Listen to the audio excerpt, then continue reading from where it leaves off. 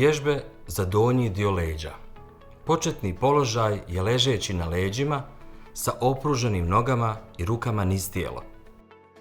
Iz početnog položaja zategnuti stopalo prema sebi dok se ne osjeti intenzivno istezanje stražnje lože, naročito potkoljenice, odnosno lista. Poziciju zadržati 5 sekundi.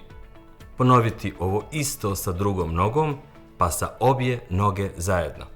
Ponoviti vježbu 10 puta. Iz početnog položaja, aktivacijom mišića nogu i stomaka, odići opruženu nogu oko 20 cm od poda. Zadržati 5 sekundi i vratiti u početni položaj. Stopalo zategnuto prema sebi svo vrijeme. Ponoviti ovo i sa drugom nogom. Vježbu uraditi 10 puta. Iz početnog položaja savijati nogu u koljenu, stopalo je zategnuto prema sebi i raditi pokret prema grudnom košu. Ponoviti vježbu i sa drugom nogom te sa obje noge zajedno. Pozu u savijanju zadržati 3 do 5 sekundi. Sve vježbe ponoviti 10 puta.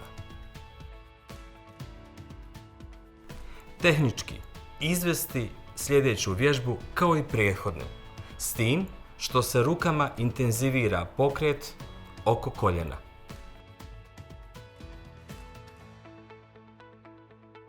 Vježbu zadržati 3 do 5 sekundi te je ponoviti 10 puta. U početnom položaju stisnuti mišiće karlice, stražnice i podići karlicu sa poda dok su noge savijene u koljenima sa stopalima oslonjenim na podlogu. Poziciju zadržati 3 do 5 sekundi i vježbu ponoviti 7 do 10 puta. Iz početnog položaja saviti noge u koljenima, obuhvatiti ih rukama i u isto vrijeme glavu i ramena približavati koljenima. Napraviti takozvani upijač. Ponoviti vježbu 7 do 10 puta.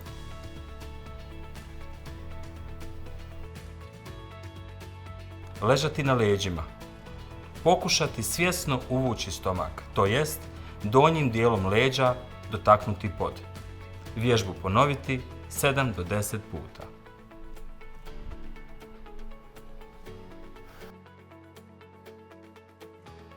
Dexalgin gel. Stavite tačku na bol. Pri upotrebi pažljivo pročitati uputstvo o lijeku. Za obavijesti o indikacijama, mjerama opreza i neželjenim dejstvima lijeka posavjetujte se sa ljekarom ili farmaceutom.